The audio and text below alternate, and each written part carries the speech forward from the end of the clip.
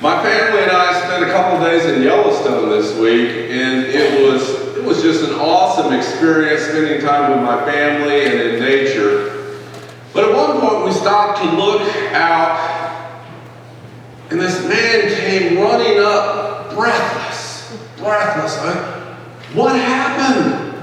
What happened? He said, my wife and I ran into a grizzly with 2 cubs. Oh, it was awesome. Luckily, I could outrun my wife. But I did slow down because she fell over a cliff and she was just hanging on for dear life. I couldn't do anything. I didn't have my bear spray. I left it in the car. You shouldn't do that. But I heard my wife yell out a prayer. Oh, God, save me. Please make this bear a Christian. And I heard the bear say, for what we're about to eat, thank you. Now, there's another version of that joke, Gary. I'm right there with you, man. And that's of a guy escaping a bear, and he jumps over a cliff and is just barely hanging on the branches, breaking off, and he's, God, help me, help me, help me. This voice from heaven says, let go. Is there anyone else up there? I'm sure you've heard these before. But I want to contrast the images of this Christian bear about to devour a human being with the Beatitudes, and with our temptation to wonder, is there any other teacher I can follow rather than Jesus? Because Jesus makes radical demands on our lives. As I like to say, he calls us to do unnatural acts. Is the camera on? Oh, man. That'll get out. Love your enemies, bless your enemies, turn the other cheek, give the shirt off your back, go the extra mile. Jesus, this is too much. I can remember after 9/11, I did not feel the Beatitudes. Although, like the woman hanging off the cliff, I did ask that Osama bin Laden meet Jesus real soon. But that's not the spirit in which Jesus has taught us. And at least I knew that. So this morning, one reason I want to talk about our flag and the cross is to see where those values and ideals come together, and maybe where they don't. So I know you all have memorized the preamble to the Constitution, so feel free to recite this with me. Cole, Lucas, have your parents taught you this yet? Have the teachers in school taught you yet? All right, so listen closely as all the adults in the room can recite with me. We the people, just repeat after me. We the people of the United States, in order to form a more perfect union,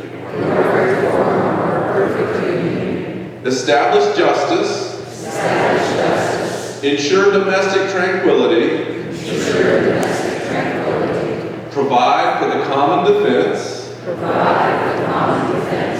promote the general welfare, and secure the blessings of liberty to ourselves and our posterity. Yeah. You guys aren't listening to me at all. Okay. Do ordain and establish this Constitution of the United States of America. Do ordain and establish this Constitution of the United States of America. And haven't we been trying to live into that over these couple of 100 years? A more perfect union. And as we know, we fought a civil war to continue that more perfect union. We're living into the ideals of that. Now, I'm going to see if you know the preamble to the Declaration of Independence. Oh boy, my technology's good. All right, are you ready? Now, I know you can do this.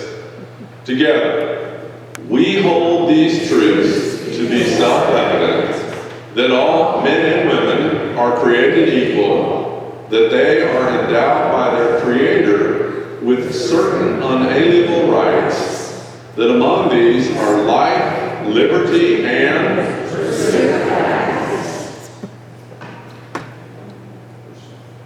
ideals that drove a people to revolt against. Where's Susan and Sue? They're both wearing black today from England. Boozers! Oh my gosh, from the pulpit? Turn that camera off, Steve. Yes. Oh, Sue says yes. And we did it. But we know, though these ideals were wonderful, we've yet to quite live into them. After all, at that point, it was mostly, I think, if I remember, my history reminds me, and my nephews will correct me, white men that were landowners, I think at least 1 acre. Susan, do you happen to know the answer to that? Is that true? Absolutely no idea. Absolutely no idea. And we've tried to live into that ideal and unpack that ideal. We are still trying to unpack that ideal. Justice is part of our DNA. Equality is part of our DNA. The American dream is not a house with 2 cars. And I have to tell you, it just drives me crazy when I hear people say that's the American dream. That is what Paul is talking about. He's saying, don't follow that dream, follow the dream that was expressed in the Declaration of Independence and the preamble to the Constitution. And Jesus, in the Beatitudes, reflects a different path to freedom. A powerful path to freedom. Let go.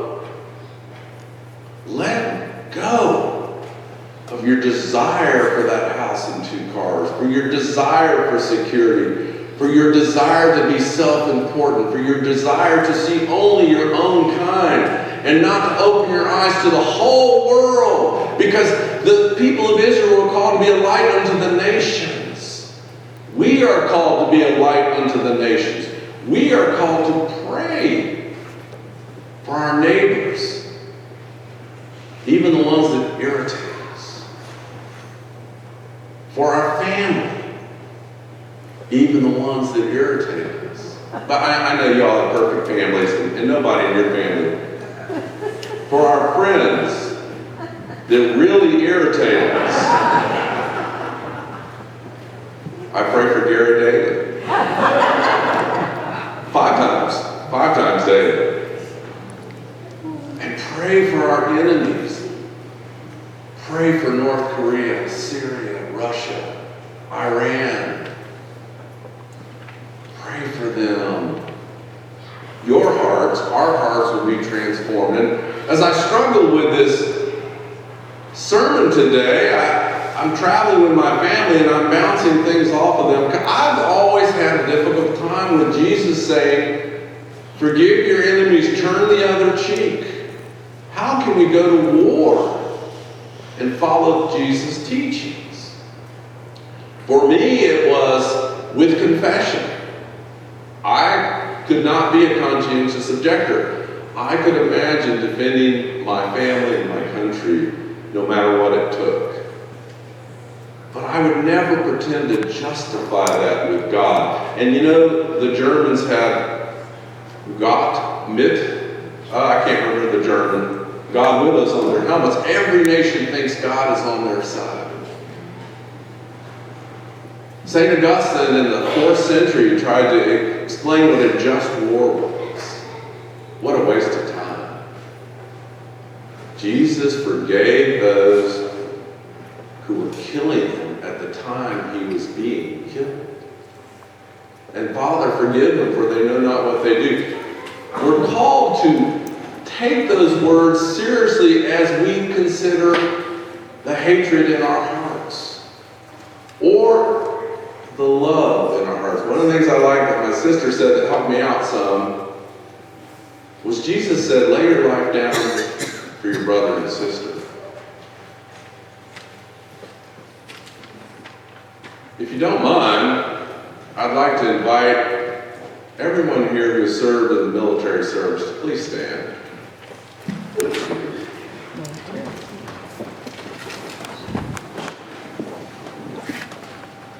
These are the people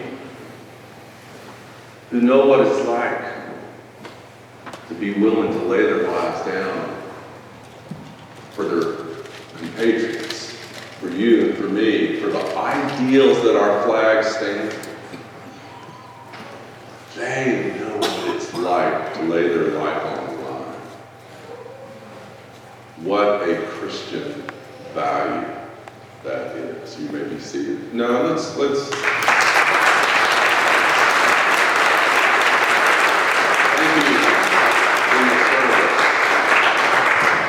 you for honoring the ideals that are expressed in our Constitution, our Declaration of Independence, and honoring Jesus' ideals, being willing to lay our lives down for one another. That has helped me get a different perspective, and as I had an insight revealed to me. This, I'm 60-something years old. And I've always thought I was right. And that I figured it all out.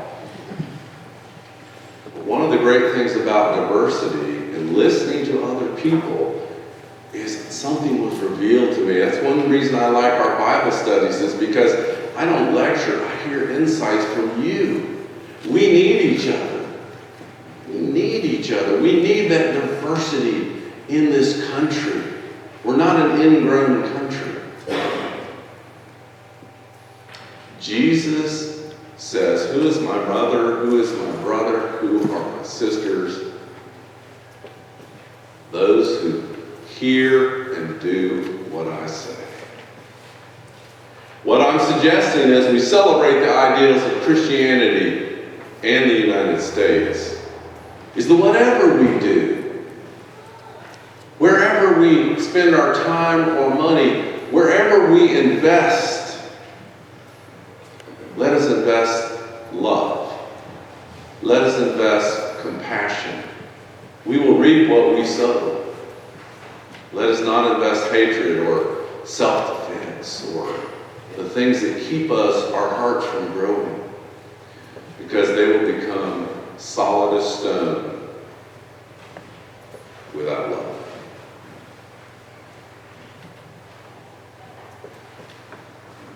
In the name of the Father, the Son, and the Holy Spirit.